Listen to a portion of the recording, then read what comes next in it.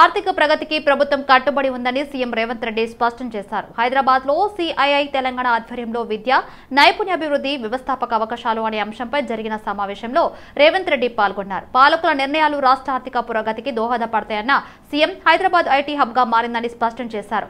ఐటీఐలలో నైపుణ్యాభివృద్ధి కోసం టాటా సంస్థతో అవగాహన ఒప్పందం చేసుకున్నామని ముఖ్యమంత్రి తెలిపారు. పాలకులు చేసే విధానపరమైన నిర్ణయాలు ఆ రాష్ట్రం యొక్క ఆర్థిక పురోగతికి ఉపయోగపడతాయి. ఆ విధానాన్ని సంపూర్ణంగా మా ప్రభుత్వం విశ్వసిస్తుంది. సో స్పష్టంగా మీ పెట్టుబడులకు రక్షణ కల్పించడమే కాకుండా మీకు లాభదాయకంగా మీ వ్యాపారాలు ఉండే విధంగా మా ప్రభుత్వం యొక్క ప్రణాళికలు ఉంటాయి. ఎవరు ఎలాంటి బేసిజాలు పెట్టుకోవాల్సిన అవసరం లేదు. గత ప్రభుత్వం మారింది, కొత్త ప్రభుత్వం వచ్చింది కాబట్టి విధానాలు పూర్తిగా మార్చేస్తారేమో, లేకపోతే గతంలో ఆఫ్ ద వేలో ఉన్న పర్మిషన్స్ ఏమైనా రాకుండా పోతాయేమో, లేదా గవర్నమెంట్ పాలసీస్ని అన్నిటిని కూడా రీరైట్ చేస్తారేమో, ఇట్లాంటి అపోహలకి తావు ఉండాల్సిన అవసరం లేదు. దాంట్లో భాగంగానే స్కిల్ డెవలప్మెంట్ నేను చాలా గట్టిగా నమ్ముతాను.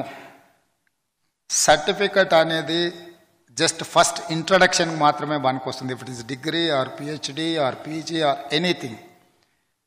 కానీ ప్రాక్టికల్గా వాళ్ళకి ఎక్స్పీరియన్స్ లేకపోతే, టాలెంట్ లేకపోతే they are not going to compete with next to him. So అందుకే మేము తెలంగాణ రాష్ట్రంలో ఉన్న 65 ఐటీఐలను ఈరోజు టాటాతో మేము ఎంఓయూ చేసినాము. జాయింట్ వెంచర్స్ కింద స్కిల్ డెవలప్మెంట్ ప్లేసెస్ కింద తెలంగాణలో ఉన్న గవర్నమెంట్ ఆల్ 65 ఐటీఐలను అన్నిటిని కూడా స్కిల్ డెవలప్మెంట్ కోసం వాళ్ళతో టైఅప్ చేసినాం. They are going to invest 2000 crores to improve these institutions. Harish రావుకు అవగాహన లేకుండా మాట్లాడుతున్నారని కాంగ్రెస్ సీనియర్ నేత గజ్జల కాంతం విమర్శించారు. అధికారం కోల్పోయాక మతిస్థిమితం పోయిందన్నారు. శ్రీకాంతాచారి మరణానికి కేసీఆర్, హరీష్ రావులే కారణమన్నారు. రెచ్చగొట్టడం వల్లే తెలంగాణ ఉద్యమంలో అనేక బలిదానాలు జరిగాయన్నారు. తెలంగాణ సెంటిమెంట్ ను వాడుకుని అధికారంలోకి వచ్చారని, 10 ఏళ్ల పాలనలో ఎంతమంది అమరవీరుల కుటుంబాలను ఆదుకున్నారో చెప్పాలన్నారు. దళిత ముఖ్యమంత్రిని చేస్తామన్న కేసీఆర్ ఎందుకు చేయలేదన్నారు. బీజేపీ ఇక్కడ తమ ఉనికిని చాటుకోలేక చేతకాని రాజకీయాలు చేస్తూ ఇప్పటి వరకు తెలంగాణలో బీజేపీకి అమిత్ షా లాంటి వాళ్ళు ఎన్నిసార్లు వచ్చాడు, అంతేకాకుండా నడ్డా అధ్యక్షుడు అయిన తర్వాత కూడా మళ్ళీ కేంద్ర మంత్రి అయిన కిషన్ రెడ్డి అయినాక కూడా ఈ రాష్ట్రంలో కేంద్రం నుంచి నిధుల విషయంలో కానీ రాష్ట్రాలకు సంబంధించిన ఏ మంచి పనులు చేసినా దానిలో వీళ్ళ యొక్క పాత్ర ఎంతో మనకందరికీ అర్థమైపోయింది. అంతేకాకుండా ఈరోజు బీజేపీ వాళ్ళు సంకల్ప యాత్ర అని ఒక యాత్ర చేస్తూ ఉన్నారు. దేనికోసమయ్యా మీ సంకల్పం? ఏం ఉద్ధరించినారని?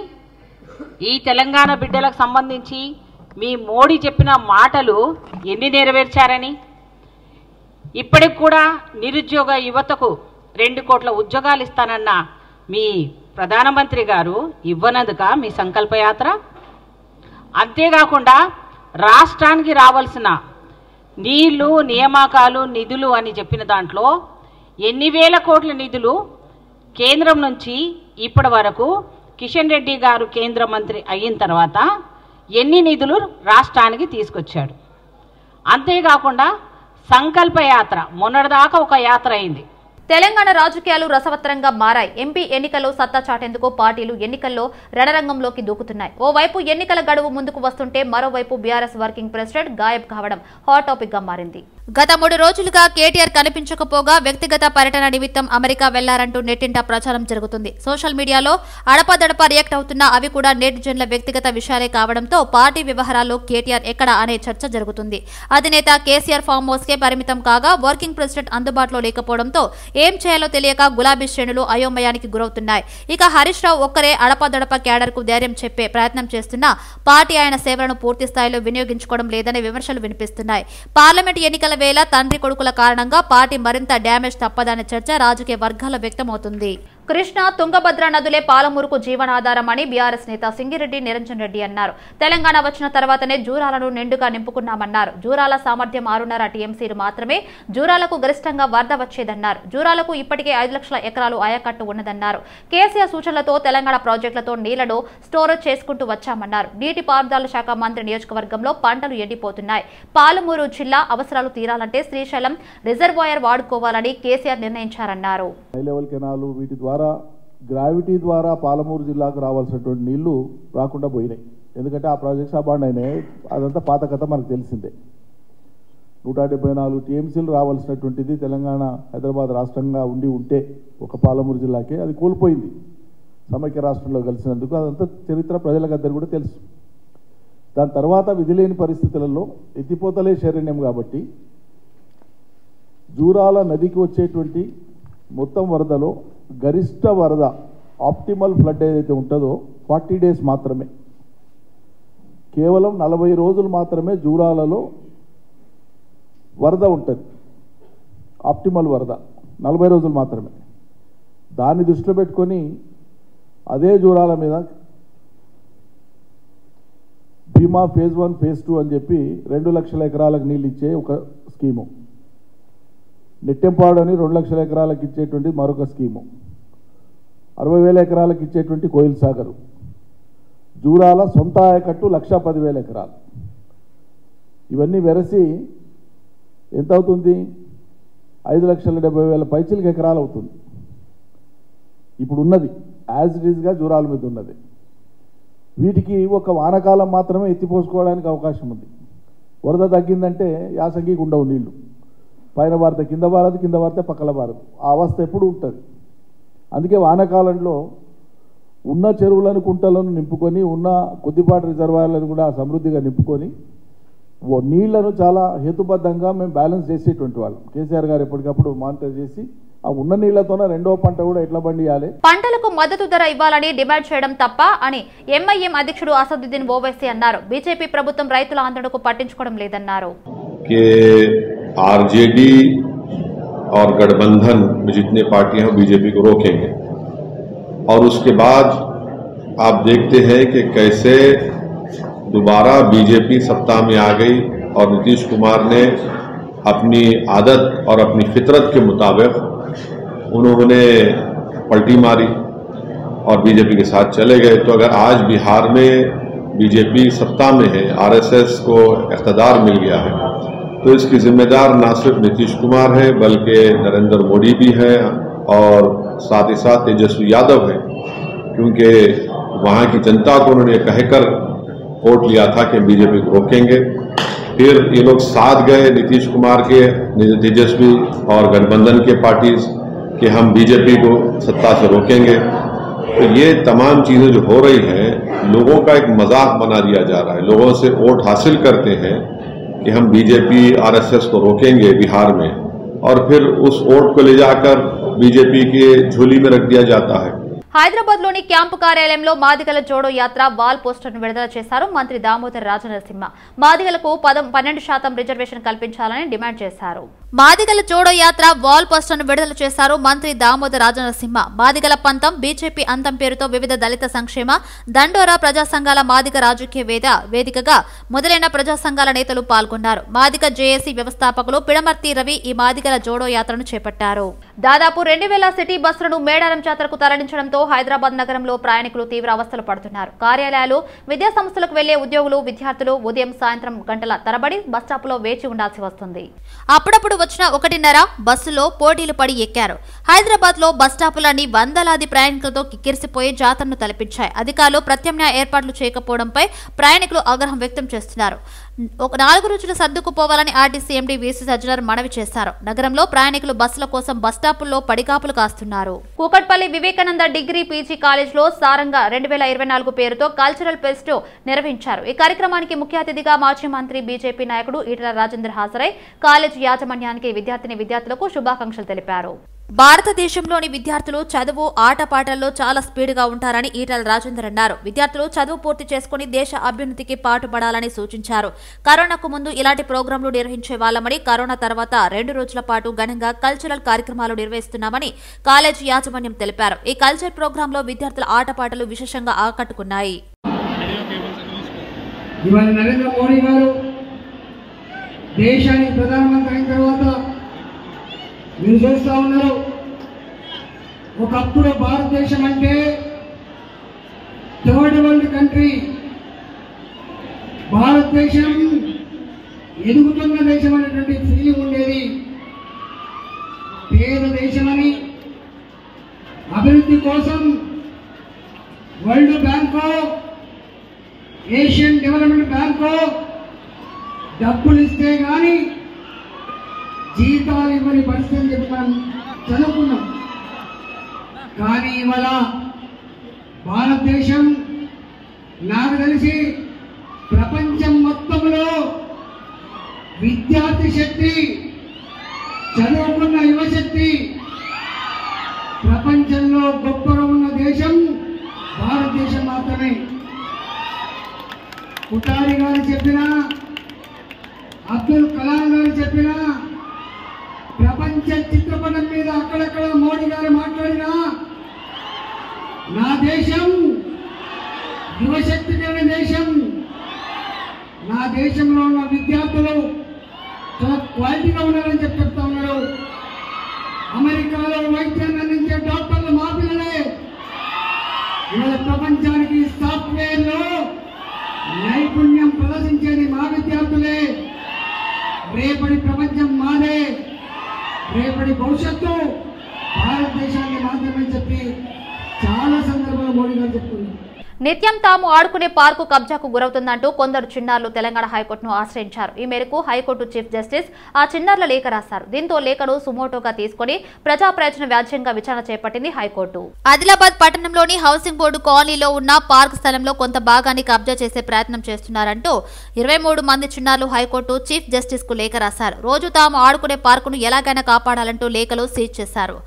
దీంతో కబ్జాపై ఎలాంటి చర్యలు తీసుకున్నారో పూర్తి వివరాలు తెలపాలని సీఎస్, జిల్లా కలెక్టర్, పురపాలక సంఘాన్ని హైకోర్టు ఆదేశాలు జారీ చేసింది. ఈ పిల్పై తదుపరి విచారణ మార్చి 7కు వాయిదా వేసింది. ఉస్మానియా యూనివర్సిటీ తెలుగు విభాగం హెడ్ గా ప్రొఫెసర్ సాగి కమలాకర శర్మ నియమితులయ్యారు. ఈ మేరకు ఓయూ రిజిస్ట్రార్ ప్రొఫెసర్ లక్ష్మీనారాయణ ఉత్తర్వులు జారీ చేశారు. ఓయూ తెలుగు విభాగం హెడ్ గా ప్రొఫెసర్ కమలాకర శర్మ నూతనంగా బాధ్యతలు స్వీకరించారు. కమలాకర్ శర్మను పలువురు రీసెర్చ్ స్కాలర్స్ మర్యాద పూర్వకంగా కలిసి శాలువా కప్పి పుష్పగుచ్చాన్ని అందించి శుభాకాంక్షలు తెలిపారు. ఇంకా ఉన్నతమైన పదవులు ఆరోపించాలని ఆకాంక్షించారు. హైదరాబాద్ నగరంలో సైబర్ క్రైమ్ నేరగాళ్లు రెచ్చిపోతున్నారు. ఆన్లైన్ ట్రేడింగ్ పేరుతో నగదును దోచేస్తున్నారు. డబ్బు రెట్టింపు చేస్తామని చెప్పి అందిన కాడికి దోచుకుంటున్నారు. ట్రేడింగ్ పేరుతో పెట్టుబడులు పెట్టించి సైబర్ నేరస్తులు నగదు కొట్టేశారు. హైదరాబాద్ సైబర్ క్రైమ్ పోలీసులు తెలిపిన వివరాల ప్రకారం పాతబస్తీకి చెందిన ప్రైవేటు ఉద్యోగికి వాట్సాప్ ద్వారా స్టాక్ మార్కెట్లో ట్రేడింగ్ మెలకువల్ని నేర్పించడంతో పాటు పెట్టుబడులు పెట్టించి లాభాలు ఇప్పించగలమంటూ లింకుతో కూడిన సందేశం వచ్చింది. బాధితుడు ఆ లింకును క్లిక్ చేశారు. అందులో అతని పేరు, వివరాలన్నీ పొందుపరిచారు. కొద్దిసేపటికే గుర్తు తెలియని వ్యక్తి వాట్సాప్ కాల్ చేశాడు. బాధితుడి నంబర్ను టెలిగ్రామ్ లో గ్రూప్ తో అనుసంధానం చేశాడు. ట్రేడింగ్ లో ఎలా చేయాలో చిట్కాలు చెప్పారు. ఆ తర్వాత తన సోదరి భార్య ఖాతాలో దాచుకున్నదంతా మొత్తం కోటి పెట్టేశాడు. ఆ తర్వాత ఆ యాప్ మాయమైంది. ఆ మోసగాడి ఫోన్ కూడా స్విచ్ ఆఫ్ అయింది. సైబర్ నేరగాళ్ల ఉచ్చలో న్యాయవాది పడి 25.71 లక్షలు పోగొట్టుకున్నారు. అమీన్పూర్ సిఐ నాగరాజు తెలిపిన వివరాల ప్రకారం హెచ్ఎంటీ స్వర్ణపురి కాలనీలో ఉంటున్న న్యాయవాది ఫోన్ కు గత నెల ఓ సందేశం వచ్చింది. ఆన్లైన్ ట్రేడింగ్ తో లాభాలు ఆర్జించవచ్చని ఉండగా అందులోని లింక్ తెరిచారు. అవతలి వ్యక్తులు ప్రత్యేకంగా ఓ యాప్ క్రియేట్ చేశారు. తొలుత పెట్టుబడిగా 3,000 రూపాయలు పెట్టగా కమిషన్ వచ్చింది. దీంతో దఫాదఫా 25.71 లక్షలు వేశారు. కమిషన్ గా 1,00,000 రూపాయలను యాప్ లో చూపించారు. ఈ డబ్బు వెనక్కి ఇవ్వాలని కోరగా మరిన్ని వేస్తే ఇస్తామనడంతో పోలీసులకు ఫిర్యాదు చేశారు. అమీన్పూర్ పురపాలక పరిధి భవానీపురం కాలనీలో ఉంటున్న ప్రైవేటు ఉద్యోగిని కూడా ఇదే విధంగా పలు దాఫాలుగా 15.30 లక్షలు మోసం చేశారు. తెలంగాణ రాష్ట్రంలోని సైబరాబాద్, రాచకొండ, నిజామాబాద్, సిద్దిపేటకు చెందిన ఎన్సీటీపీసీలు, ఏఆర్ డ్రైవర్లు, మెకానిక్లకు సిటీ పోలీస్ ట్రైనింగ్ లో 9 నెలల బేసిక్ ఇండక్షన్ శిక్షణ కొరకు రిపోర్ట్ చేసినట్లు రాచకొండ కమిషనరేట్ అధికారులు తెలిపారు. లక్షలాది మంది అభ్యర్థుల మధ్య పోటీ పడి చాలా కష్టపడి ఈ ఉద్యోగం సంపాదించి పోలీస్ కానిస్టేబుల్ గా ఎంపికయ్యారని పోలీసు ఉన్నతాధికారి శ్రీనివాసరెడ్డి తెలిపారు.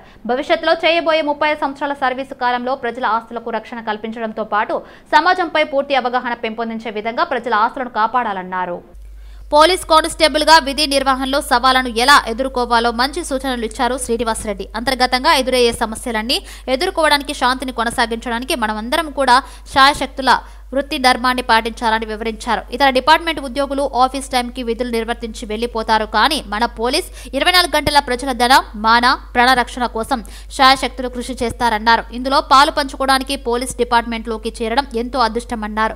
వృత్తి ధర్మాన్ని క్రమశిక్షణతో సమయపాలన పాటిస్తూ కమిట్మెంట్తో విధులు నిర్వర్తిస్తూ ఇటు పోలీస్ శాఖకు, తల్లిదండ్రులకు చక్కటి పేరు తీసుకురావాలని కోరారు. అవినీతి కేసులో అరెస్ట్ అయిన ట్రైబల్ వెల్ఫేర్ అధికార జ్యోతిని డిశ్చార్జ్ చేశారు ఉస్మానియా వైద్యులు. అనంతరం ఏసీబీ న్యాయస్థానం ముందు జ్యోతిని హాజరుపరిచారు అధికారులు. కోర్టు జ్యోతికి రిమాండ్కు విధించింది.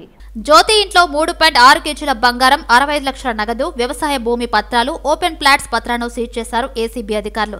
జ్యోతిపై ఆదాయానికి మించిన ఆస్తుల కేసు నమోదు చేశారు. జ్యోతి ఆస్తులు మరికొన్ని బినామీలపై ఉన్నట్లు అధికారులు అనుమానిస్తున్నారు. మేడ్చల్ జిల్లా షామీర్పేట్ మండల కేంద్రంలో 86 గజాల భూమిని కబ్జా చేశారని బాధితుడు బండారీనాథ్ గౌడ్ తెలిపారు. స్థలం కోసం చంపేసేందుకు వెంకటేష్ గౌడ్, ఆయన కుమారుడు అభిషేక్ గౌడ్ ప్రయత్నించారని ఆరోపించారు. ప్రాణాపాయం ఉందని షామీర్పేట్ పోలీసులను ఆశ్రయించారు బాధితుడు బండారీనాథ్ గౌడ్. కోర్టు తీర్పు ఇచ్చినప్పటికీ కూడా భూమిని లాక్కునే ప్రయత్నం చేస్తున్నారని ఆరోపించారు. అయితే వాళ్ళ మరదలు 20 గజాలు లేచిందని, నాకు 20 గజాలు కావాలని అడగలేదు. దాన్ని ఆల్రెడీ కోర్టు జడ్జిమెంట్ ఉంది, ప్లస్ గ్రామ పంచాయతీ పర్మిషన్ ఉంది 2002 నుంచి ఉంది. నా డాక్యుమెంట్స్ చూసి జయమని చెప్తున్నా. పోలీసు వెంకటేష్ గౌడ్ అని డాక్యుమెంట్ రైటర్ ఉంది. సబ్ రిజిస్టర్లో ఉంటాడా? సబ్ రిజిస్టర్లో కాదు, డాక్యుమెంట్ రైటర్, బ్రోకర్.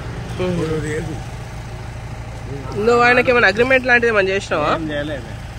20 చేయలేదు. కొంటాను వచ్చిండు ఆయన. అది 20 గజాలు ఉందంటుండు కదా, ఆ 20 వంగా నాది 65 ఉంటుంది కదా. పోనీ అట్లా కూడా నాకు మొత్తమే వేసుకొచ్చిండు అట్లా అగ్రిమెంట్. కావాలంటే చూపిస్తాను. చదువుతా అంటే చదువు అగ్రిమెంట్ చదవగా పెట్టలే. అప్పుడు ఇది చదివి ఆడ గుడ్డిగా పెట్టేస్తాడు అనుకో. మేడ్చల్ జిల్లా షామీర్పేట్ మండలంలోని బాబాగూడ గ్రామ పంచాయతీ పరిధిలోని 100 ఏళ్ల సంవత్సరాలు కలిగిన దర్గాకు ఇబ్బందికరంగా గ్రామ పంచాయతీ భవన నిర్మాణం చేస్తున్నారని గ్రామస్తులు అంటున్నారు.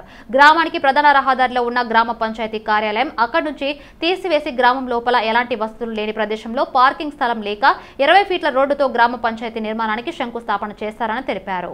కొందరు నాయకుల స్వలాభం కోసం ఎంతో ఇబ్బందికరంగా ఉన్నప్పటికీ బాబాగూడ గ్రామ పంచాయతీ నిర్మించాలనే ఉద్దేశంతో పనులను ముమ్మరంగా సాగిస్తూ ముందుకు వెళ్తున్నారని స్థానికులు వెల్లడించారు. ఒకసారి అధికారులు సందర్శించి గ్రామ పంచాయతీ భావన స్థలాన్ని, అలాగే చుట్టుపక్కల ఉన్న వసతులను, అలాగే గ్రామ పంచాయతీకి వచ్చిన గ్రామస్తులు గాని, అధికారులు కానీ పార్కింగ్ కోసం ఎలాంటి స్థలం లేకపోగా ఎంతో ఇబ్బందికరమైన చుట్టుపక్కల గ్రామస్తులకు ఎంతో ఇబ్బందికరంగా ఉంటుందని ఆవేదన గురవుతున్నారు గ్రామస్తులు. దిల్సుఖ్ నగర్ లో జంట బాంబు పేలుడు ఘటన జరిగి నేటికి 11 సంవత్సరాలు అయింది. అందులో 19 మంది చనిపోగా 100కు పైగా గాయపడ్డారు.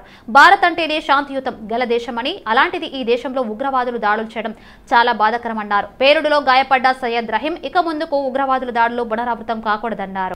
దిల్సుఖ్ నగర్ జంట బాంబు పేలుల గాయాల గుర్తులు ఇంకా బాధితుల గుండెల్లో అలాగే ఉన్నాయన్నారు బాధితుడు సయ్యద్ రహీం. అలాంటి వారిని ఇంతవరకు ఎన్ని ప్రభుత్వాలు వచ్చినా, ఎంతమంది అధికారులు మారినా ఆ కుటుంబాలకు ఏ ప్రభుత్వం న్యాయం చేసి ఆదుకున్న దాఖలాలు లేవన్నారు. ఆ దాడిలో బాధపడిన కుటుంబాలకు ఎలాంటి ప్రభుత్వ సహకారం అందలేదన్నారు. ఇప్పుడు ఉన్నతాధికారులు ఆయన ఆదుకోవాలని పేలుడులో గాయపడిన సయ్యద్ రహీం ప్రస్తుత ముఖ్యమంత్రి రేవంత్ రెడ్డిని కోరారు. కాళ్ళు చేతులు చాలా మంది మంచాల మీద ఉన్నారు. వాళ్ళకి పింఛన్లు రావట్లేదు, డబల్ బెడ్రూమ్లు ఇవ్వలేదు. గత ప్రభుత్వాలు ఏ ప్రభుత్వం ఆదుకోలేదు. ఆదుకుంటాం అంటున్నారు కానీ ఆడుకుంటారు మాతోని, మా జీవితాలతోని ఆడుకుంటారు. మేం కోరేది కోట్లు కాదు, కూటి కోసం. మా గోడు వినండి సీఎం గారు, మీ దృష్టికి రావాలా మా విషయాలన్నీ. సీఎం గారు మీరు ఎట్టైనా చేస్తారండి. నా కన్ను ఇగో గోగుల్ చాట్లో పోయింది నా కన్ను. ఇప్పటికీ అద్దెంట్లోనే ఉంటున్నాను నేను. 14,000 అద్దె. డబల్ బెడ్రూమ్ రాసుకున్నారు కానీ ఇవ్వలేదు ఇంతవరకు. హెల్త్ కార్డ్ లేదు. మొన్నే నాకు ఆపరేషన్ అయింది, 11 లక్షలు అయినాయి. హెల్త్ కార్డ్ లేదు, ఇల్లు లేదు. బస్ పాస్ ఇచ్చి నాకు క్యాన్సిల్ చేశారు. కాబట్టి ఇకనైనా ప్రతి ఒక్కళ్ళకి, క్షతగాత్రులకి న్యాయం చేయండి. డబల్ బెడ్రూమ్లు ఇవ్వండి, హెల్త్ కార్డులు ఇవ్వండి, వాళ్ళకి ఎంతో అంత ఆర్థిక సహాయం చేయండి. నేను కోరుకునేది ప్రతి ఒక్కళ్ళకి పింఛన్ ఇవ్వండి. మీ దృష్టికి రావాలా సీఎం గారు, మీరు ఎట్టైనా ఆదుకోవాలి అందరినీ. ప్రతి ఒక్కరిని ఆదుకోవాలి. ఆ క్షతగాత్రులు ఎంతమంది ఉన్నారో వాళ్ళని ఆదుకోవాలని అంబర్పేటలో ట్రాఫిక్ పోలీసుల ఆగడాలు ఎక్కువయ్యని దుకాణదారులు మండిపడ్డారు. గల్లీలో ఉన్న షాపుల ముందు వాహనాలు పార్కింగ్ చేసుకుంటే వాహనాలను తీసుకువెళ్తున్నారని, షాపులో ఉన్న కుర్చీలను కూడా తీసుకువెళ్తున్నారని ఆవేదన వ్యక్తం చేశారు. చిన్న చిన్న వ్యాపారస్తులను ఇబ్బందులకు గురి చేస్తున్నారని వారు వాపోయారు. అంబర్పేట్ ప్రధాన రోడ్లో ఫ్లైఓవర్ నిర్మాణం, మరొక వైపు మూసీ నదిపై బ్రిడ్జి నిర్మాణ పనులు కొనసాగుతుండటంతో తమ కాలనీ రోడ్డుపై నుండి ట్రాఫిక్ డైవర్షన్ ఏర్పాటు చేయడంతో పలు ఇబ్బందులకు గురవుతున్నామని దుకాణదారులు వాపోయారు. జ్వరాలతో బాధపడుతూ తమ కాలనీలో ఉన్న హాస్పిటల్కు వచ్చిన రోగుల వాహనాలను కూడా తీసుకువెళ్తూ తీవ్ర ఇబ్బందులకు గురి చేస్తున్నారని మండిపడ్డారు. ఇప్పటికైనా ప్రజల ఇబ్బందులను గుర్తుంచుకొని పోలీసులు మెలగాలని కోరుతున్నారు. పోలీసులు మాత్రం ప్రత్యేక డ్రైవ్లు అధికారులు సూచన మేరకు చేపడుతున్నామని పేర్కొన్నారు. ఆపరేషన్ రోగులో భాగంగా రెడ్ బిల్డింగ్ నుండి భవానీ బుక్ స్టాల్ వరకు మా ఉన్నతాధికారుల యొక్క ఆదేశాల మేరకు రోప్ ఆపరేషన్ చేయడం జరుగుతుంది. అందులో భాగంగా ఏదైతే అక్రమంగా పార్కింగ్ చేసినా గానీ, అక్రమంగా ఇన్స్టాల్ చేసినటువంటి అన్నిటినీ కూడా తొలగించి వాటి మీద కేసులు చేయడం జరుగుతుంది.